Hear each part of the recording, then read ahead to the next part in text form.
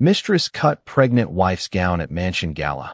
Millionaire husband laughed. Her billionaire father ruined them both. Sometimes the loudest laugh in a crowded room becomes the first sound of someone's downfall. Stay with me, because this story is not only about a millionaire who betrayed his pregnant wife, it is about the quiet decision that helped her take her life back.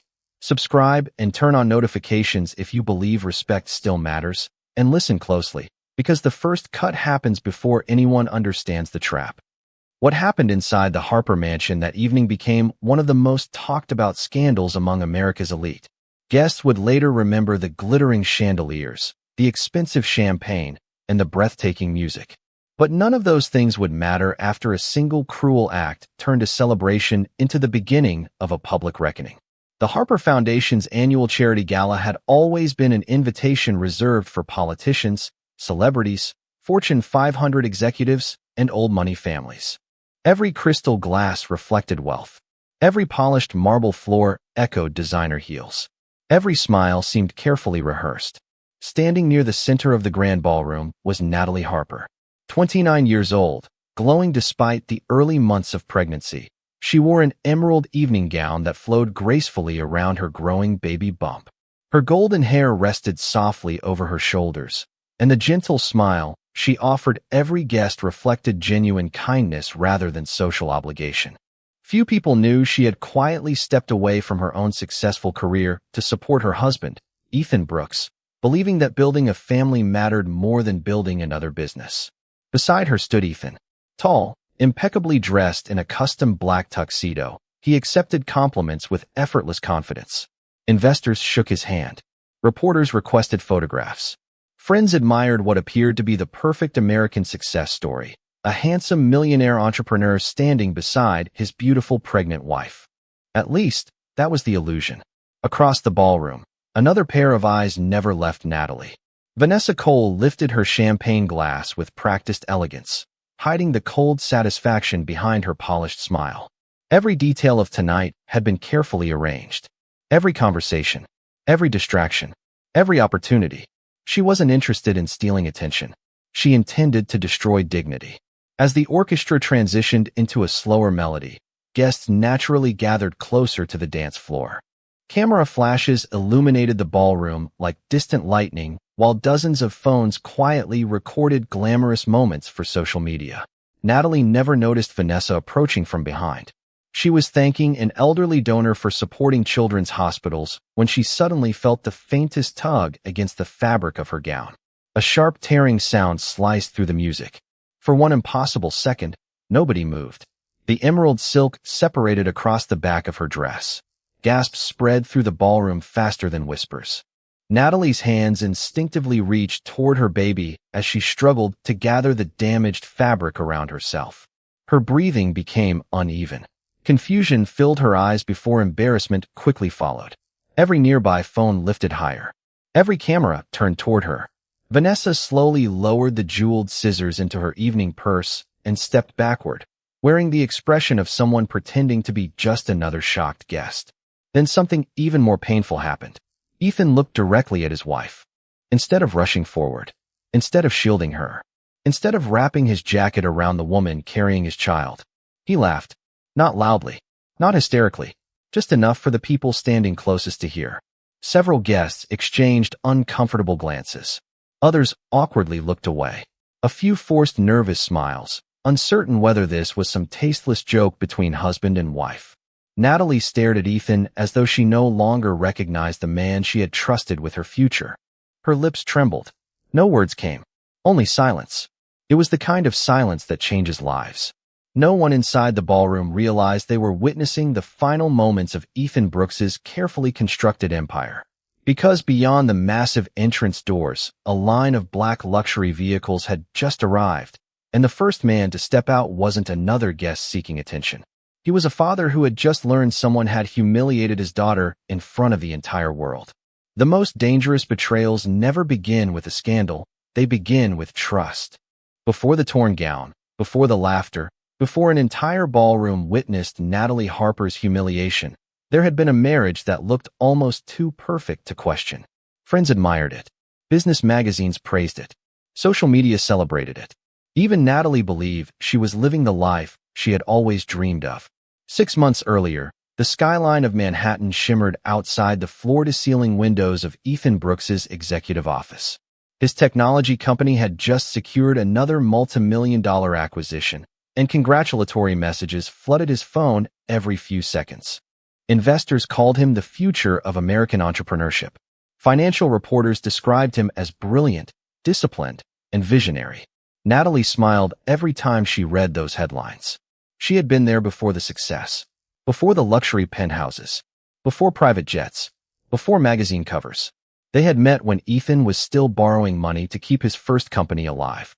Natalie never cared about his bank account. She admired his ambition, his intelligence, and the kindness he seemed to show everyone around him. She worked beside him during impossible deadlines, reviewed business proposals late into the night, and quietly celebrated every small victory as though it belonged to both of them. When Ethan proposed, she believed she had found a partner for life. A few years later, Natalie received news that changed everything. She was pregnant. The positive pregnancy test rested in her trembling hands while tears of happiness blurred her vision. She imagined bedtime stories, family vacations, birthday candles, and tiny footsteps echoing through their future home. That evening, she surprised Ethan with a small gift box containing baby shoes. He hugged her tightly, or at least, it felt genuine. "I'm going to be the best father," he whispered. Natalie believed every word. Within weeks, she made a decision many people questioned. She stepped away from her own successful architectural career to focus on their growing family and support Ethan during the busiest period of his expanding company. She never considered it a sacrifice. To her, marriage meant sharing victories and burdens equally. But while Natalie prepared a nursery, someone else was preparing a deception. Vanessa Cole entered Ethan's company as an outside branding consultant. Intelligent, polished, and effortlessly charming, she quickly became a familiar face in executive meetings. Employees admired her confidence. Clients appreciated her professionalism. Only Ethan noticed how often their conversations continued long after meetings ended.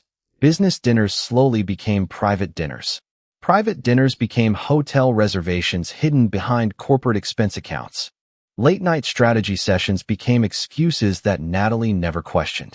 Whenever Ethan returned home after midnight, Natalie simply reheated dinner and asked whether he had remembered to eat. She trusted him completely. Trust made lying effortless. Vanessa understood exactly what she wanted. She wasn't interested in becoming another secret affair. She wanted Ethan's wealth, his status, and the public image that came with standing beside one of America's fastest-rising entrepreneurs. There was only one obstacle standing between her and that future: Natalie. One afternoon, Vanessa watched Natalie arrive unexpectedly at company headquarters with homemade lunch for her husband. Through the conference room glass, she observed the gentle way Natalie smiled before quietly leaving the food at Ethan's assistant's desk, not wanting to interrupt his meeting. Instead of guilt, Vanessa felt annoyance. "She really has no idea," Vanessa murmured to herself.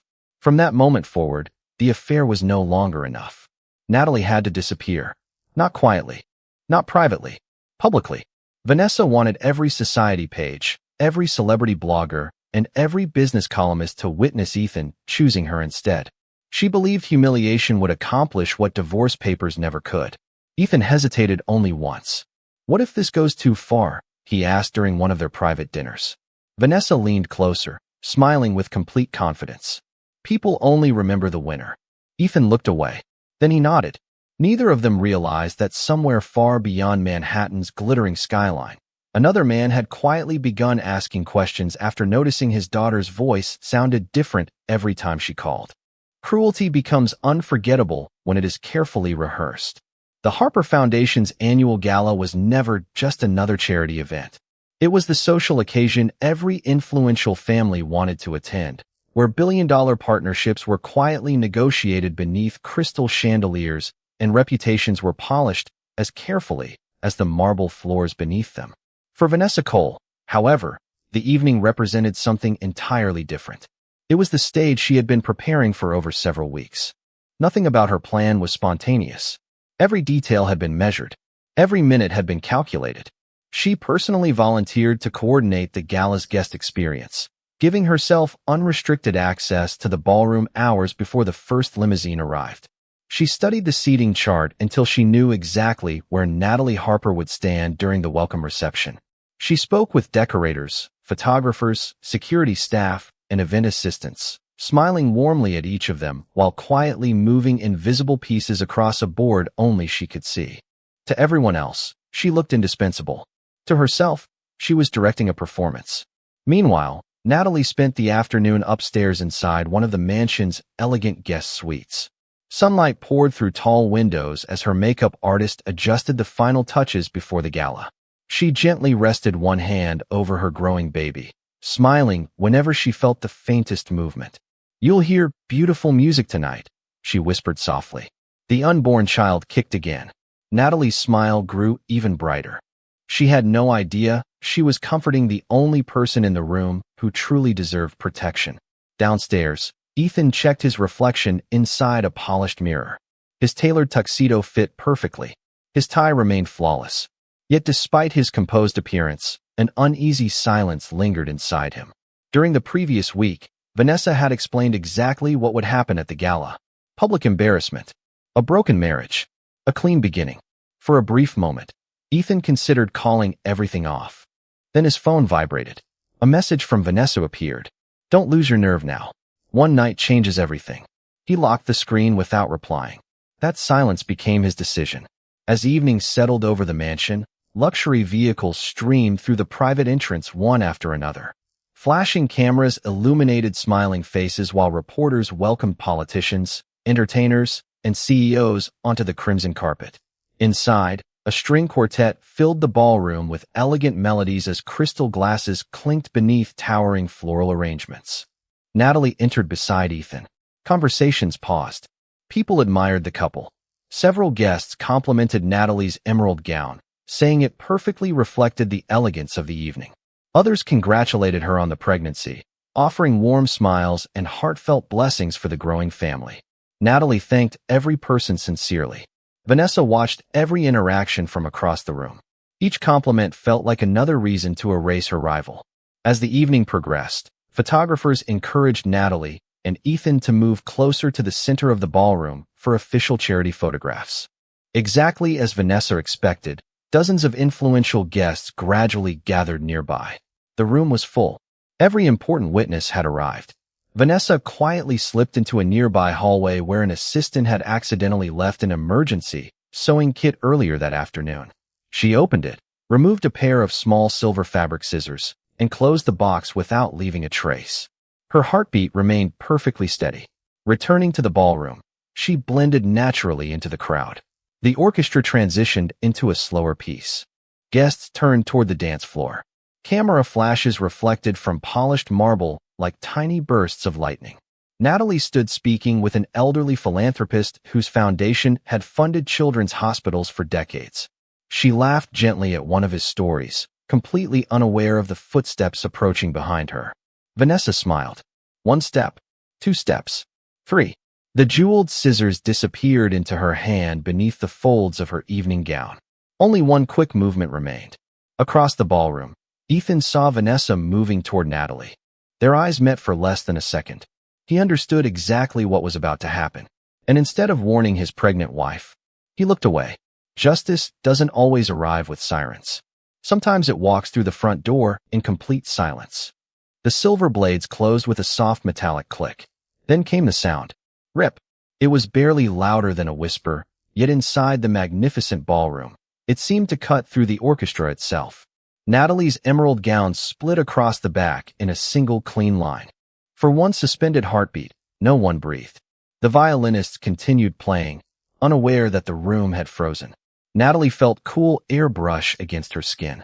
Confused, she instinctively reached behind her, but her fingers touched only torn silk. Her smile disappeared. One hand immediately covered the front of her body, while the other wrapped protectively around her unborn child.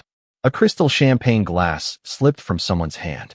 It shattered across the marble floor. The sharp crack finally broke the silence. Gasps erupted from every direction. "Oh my God, did that just happen?"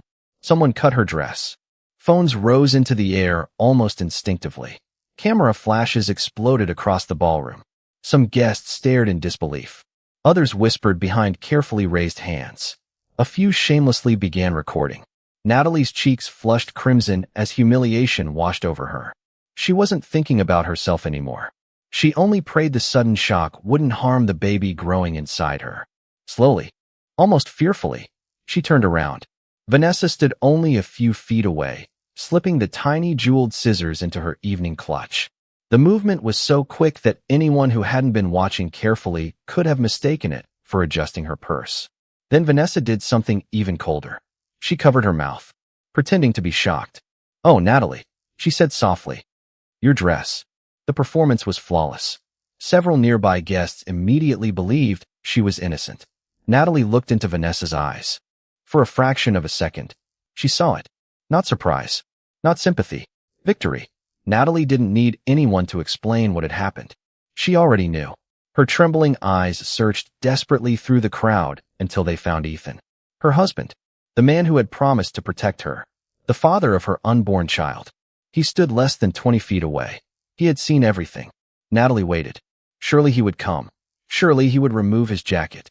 Surely he would shield her from hundreds of staring eyes. Instead, his lips slowly curled upward. A quiet laugh escaped him. Not loud enough for the orchestra to stop, just loud enough for Natalie to hear. The sound struck harder than the torn fabric ever could. She stared at him as if the man before her were a complete stranger. Years of memories collapsed inside a single second. The proposal, their wedding vows, the tiny baby's shoes, the promises. Every one of them suddenly felt like fiction. A tear rolled silently down her cheek. Still, she refused to cry openly. She stood as straight as she could, desperately gathering the damaged gown around herself with shaking hands. Around the ballroom, discomfort spread rapidly. Several women removed their shawls, wanting to help, but hesitated after noticing Ethan remained perfectly still. If the husband wasn't moving, should they interfere? Even the musicians gradually lowered their instruments. The elegant evening no longer felt elegant. It felt cruel. Near the entrance, security guards exchanged uncertain glances. No one knew who should act first. Then, the massive carved oak doors slowly opened. The sound echoed through the silent ballroom. Every head turned. A line of men in dark suits entered first, moving with calm precision rather than urgency. They weren't bodyguards making a spectacle. They were clearing a respectful path. Behind them walked an older gentleman dressed in a perfectly tailored charcoal suit. His silver hair reflected beneath the crystal chandeliers. His expression remained completely unreadable. No anger, no panic, only absolute control. Richard Harper. Conversation stopped instantly. Many guests recognized him immediately, although few had expected him to appear that evening. He didn't look toward Ethan. He didn't acknowledge Vanessa. He walked directly to Natalie. Without saying a single word, he removed his own suit jacket and gently placed it around his daughter's trembling shoulders. His hand briefly rested against her cheek, silently asking the question no father ever wanted to ask. "Are you hurt?" Natalie could no longer hold back her tears. She gave the smallest nod. Richard looked at the torn gown, then at Ethan, then at Vanessa. His face never changed. But everyone standing nearby felt the temperature in the ballroom drop. Because the calmest man in the room had just become the most dangerous. An empire rarely collapses because of one mistake. It collapses because every lie depends on the one before it. Richard Harper did not begin with a threat. He placed his jacket around Natalie's shoulders, asked the event physician to examine her, and waited until she confirmed that the baby was moving normally. Then he addressed the estate's security director. Preserve the ballroom footage, guest access records, and the original live stream. Call local police. No one deletes anything, and no one edits a clip for me. Ethan forced a smile. Richard, this was an accident.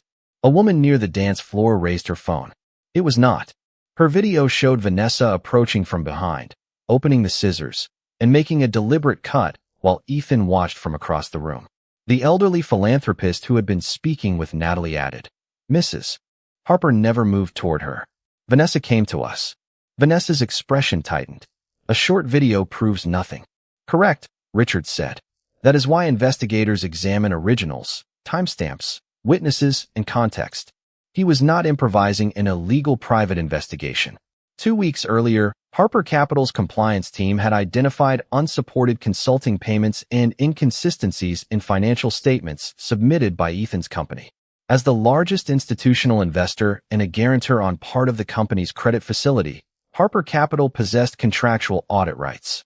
The board's audit committee had retained outside counsel and forensic accountants. Richard knew there were financial questions. He had not known anyone plan to attack his daughter. One of the outside attorneys stepped onto the stage carrying a sealed folder. The audit committee authorized us to preserve company-owned messages and expense records this afternoon, she said. The material shown tonight has been authenticated and redacted. It does not represent a final legal conclusion. The ballroom screen displayed a timeline, silent security footage of Ethan and Vanessa entering an executive conference room after hours, followed by messages from company-issued devices. Vanessa, one public scene and she will sign anything. Ethan, make sure the cameras see her reaction. Vanessa, the emerald gown is easiest. You chose it, so she trusts it. Ethan, afterward we call her unstable and push the settlement. No one applauded. The silence was too heavy. Additional slides showed payments to Vanessa's consulting company, hotel charges labeled as client development, and an invoice for Gala image strategy. Richard did not announce that fraud had been proven. These records raise questions for the board, auditors, lenders, and possibly law enforcement, he said. Each institution will make its own decision under the law and its contracts. Ethan stepped forward. This has nothing to do with my company. It may, the attorney replied.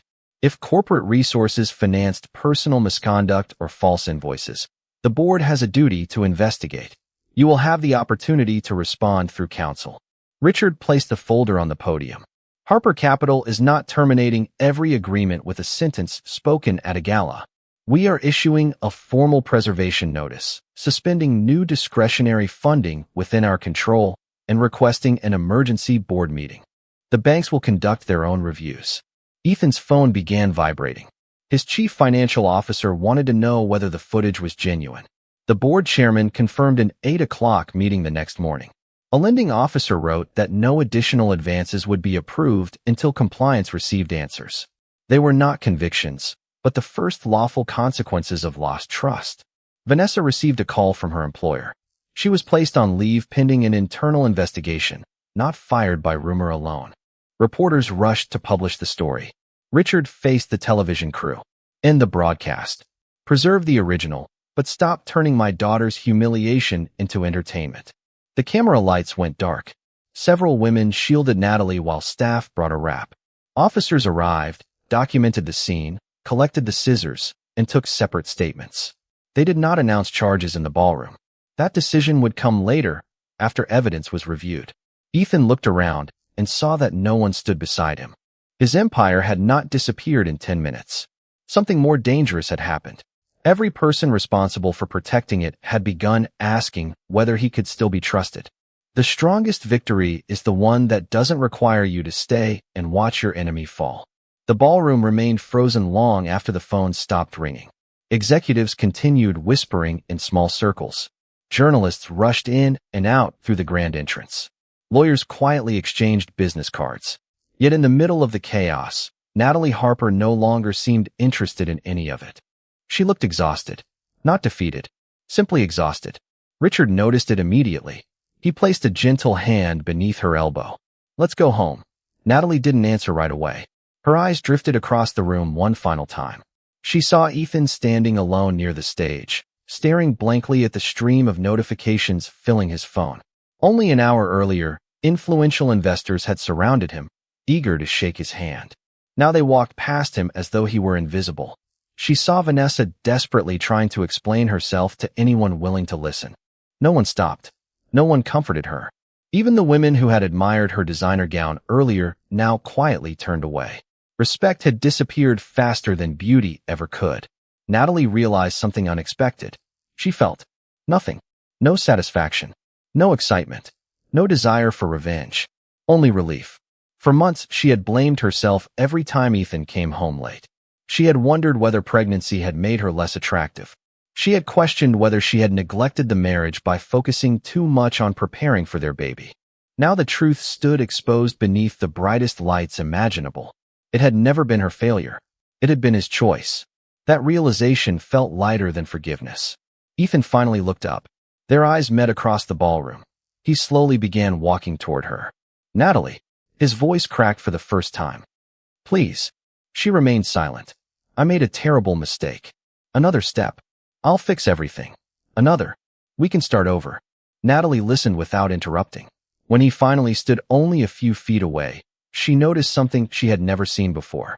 He wasn't reaching for her. He was reaching for what he had lost. His reputation. His company. His future. Not once had he asked whether she or the baby had been hurt. Not once. Natalie gently rested both hands over her stomach. Our child, she said softly, deserves to grow up knowing what respect looks like. Ethan lowered his eyes. She continued. And tonight. A small pause.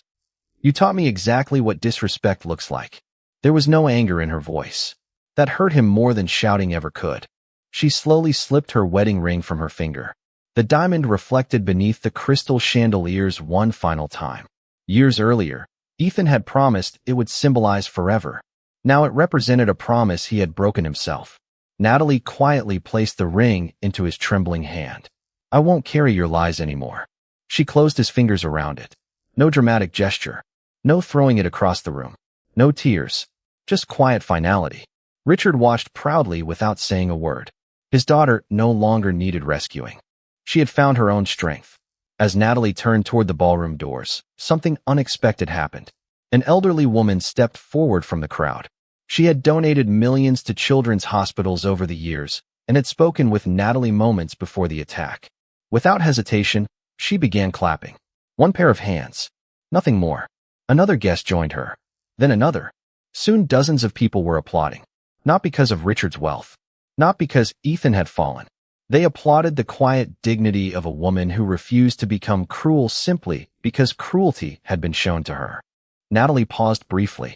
She looked back only once. Not at Ethan. Not at Vanessa. But at the ballroom itself. The same room where she had entered believing she was attending a charity gala. The same room where she had discovered the truth about her marriage. She offered the smallest grateful smile to those who had chosen compassion over gossip. Then she walked forward beside her father. Every step carried her farther away from humiliation. Every step carried her closer to peace.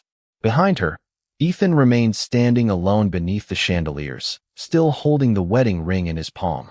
For the first time in his life, he possessed everything he had chosen, and realized none of it included the woman who had loved him when he had nothing. 5 years can erase pain from a face, but never from a conscience. Morning sunlight spilled through the floor-to-ceiling windows of Harper Children's Medical Center, illuminating colorful murals that covered the pediatric wing. Laughter echoed down the bright hallways as nurses greeted young patients by name. The building had become one of the country's most respected hospitals for mothers and children, offering treatment regardless of a family's financial situation. Standing near the entrance, Natalie Harper smiled as a little girl handed her a drawing made with crayons. It's you, the child said proudly. The picture showed a blonde woman holding the hand of a smiling little boy beneath a bright blue sky. Natalie accepted it as though it were priceless. Thank you, she whispered. A small voice suddenly called from behind her. Mom! 5-year-old Noah Harper ran across the polished floor with fearless energy before wrapping both arms around her legs. Natalie laughed. The sound was light, natural, nothing like the trembling silence that had once filled a ballroom years earlier. She lifted Noah into her arms and kissed his forehead. Did you finish your drawing class? I made a dinosaur, he announced proudly. Richard Harper, now with a little more silver in his hair, but the same calm presence, watched them from nearby. This place needed laughter, he said quietly. Natalie nodded. So did we. After leaving Ethan, she had never returned to the life built around appearances and luxury galas. Instead, she completed the architectural projects she had once abandoned, eventually designing children's hospitals, family shelters, and recovery centers funded through the Harper Foundation. Every building carried the same purpose: to make vulnerable people feel safe. The dream she had postponed for marriage had quietly become her life's greatest achievement. The divorce was finalized 18 months after the gala. After reviewing testimony, records, counseling reports, and Noah's best interests, the court gave Natalie primary physical custody and required Ethan's visits to begin under professional supervision. Ethan attended only a few before leaving the state. Future contact required a family therapist's recommendation. Support continued through a court-monitored arrangement, and neither parent could use Noah for publicity. Near the reception desk, a television broadcast played softly. A financial news anchor discussed another corporate bankruptcy. The headline beneath the screen read, "Former Brooks Global Assets Sold After Final Liquidation." Natalie glanced only briefly.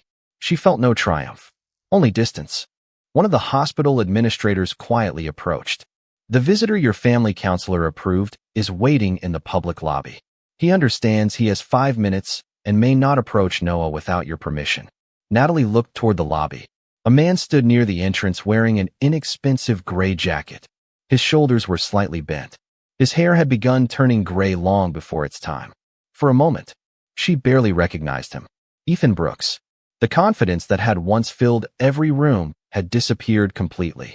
He held no expensive watch, no entourage, no tailored suit, only a small paper gift bag. He walked forward slowly. "I heard," he said softly, looking toward Noah. "Today is his birthday." Natalie remained composed. Noah looked curiously at the stranger. Ethan carefully held out the bag. "I brought him a book." Natalie accepted it without opening it. Noah politely smiled, exactly as his mother had taught him. "Thank you, sir." The single word pierced Ethan more deeply than any accusation. "Sir, not Dad." He lowered his eyes. "I don't expect forgiveness." Natalie answered gently. "You stopped asking for it a long time ago." There was no bitterness, only truth. Ethan looked around the hospital. Children laughed.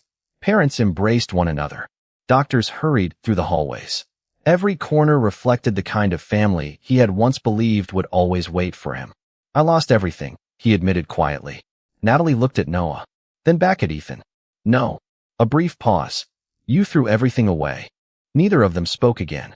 Richard approached silently, resting one reassuring hand on Noah's shoulder. Without hostility, without satisfaction, he simply stood beside his daughter. Ethan understood the message. Some doors close because revenge demands it. Others close because peace finally arrives. He nodded once, turned around, and walked toward the hospital exit alone. Natalie watched only until the automatic doors closed behind him. Then she looked down at Noah. "Ready for your birthday surprise?" His face lit up. "Can we see the butterflies?" She smiled. "Let's go." Mother and son walked hand in hand toward the hospital's healing garden, where hundreds of butterflies drifted among blooming flowers. Behind them, the past quietly disappeared through a pair of closing glass doors. Ahead of them, only laughter remained. Some people believe karma arrives like lightning. In truth, it usually arrives as memory. Years later, people no longer remembered the charity gala because of the torn emerald gown. They remembered what happened after. The story had spread far beyond newspaper headlines and financial television. Universities used it in ethics seminars discussing leadership and corporate responsibility. Women's organizations shared Natalie's journey as an example of quiet resilience. Young entrepreneurs quoted Richard Harper's words in business conferences. "Character is the first asset investors notice, and the last one they forgive." The ballroom itself had changed. The annual gala still existed, but every year, one tradition remained untouched. Instead of celebrating wealth, the evening began with a scholarship presentation honoring women rebuilding their lives after betrayal, abuse, or hardship. No cameras focused on expensive jewelry anymore. They focused on courage. One autumn evening, Natalie stood once again beneath crystal chandeliers. Not as a frightened wife, not as a victim, but as the keynote speaker. She wore another emerald gown. Simple, elegant. No diamonds around her neck. No need for them. Noah, now old enough to sit proudly in the front row beside Richard, smiled every time someone applauded his mother. Natalie stepped to the podium. Hundreds of guests waited for her speech. Many expected her to tell the story of the humiliation. She didn't. Instead, she smiled softly. "When people ask me how I survived the worst night of my life." She paused. "They're asking the wrong question." Silence settled across the ballroom. The better question is this: what kind of life do you choose after someone tries to break you? No one moved. No phones rang. No glasses clinked. Natalie continued. "I discovered something that night. Dignity isn't something another person can take. They can only convince you to surrender it. She looked toward Noah. And children don't learn strength because life is easy. They learn it by watching the adults who refuse to become cruel. Richard lowered his eyes for a brief moment. Pride required no applause. It simply existed. The audience rose to its feet. Not because the speech was dramatic, because every sentence felt earned. As the standing ovation echoed through the ballroom, the camera slowly drifted toward the back of the room. An empty chair remained near the final row. Its reservation card had never been claimed. Some stories said Ethan Brooks had left the city years ago. Others believed he had quietly started over somewhere no one recognized his name. No one seemed completely certain. It no longer mattered. His absence had become smaller than the lesson his choices left behind.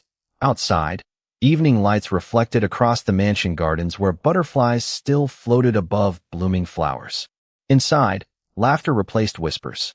Hope replaced humiliation. Life had continued exactly as life always does. Not by erasing pain, but by growing beyond it. And somewhere, perhaps in another city, another man might have watched this story unfold and thought twice before confusing power with permission. Because wealth can purchase applause. Beauty can attract attention. Influence can open doors. But none of them can repair a heart once trust has been deliberately destroyed. The audience slowly left the ballroom carrying more than memories. They carried a reminder that the loudest laugh in a crowded room may become the first sound of someone's downfall, and the quietest act of dignity may become the beginning of someone else's future. Because in the end, some men lose fortunes, some lose companies, some lose the families that loved them before success ever arrived. But the greatest loss of all belongs to the person who discovers too late that a woman's dignity was never something they had the power to destroy, only something they were given one chance to protect.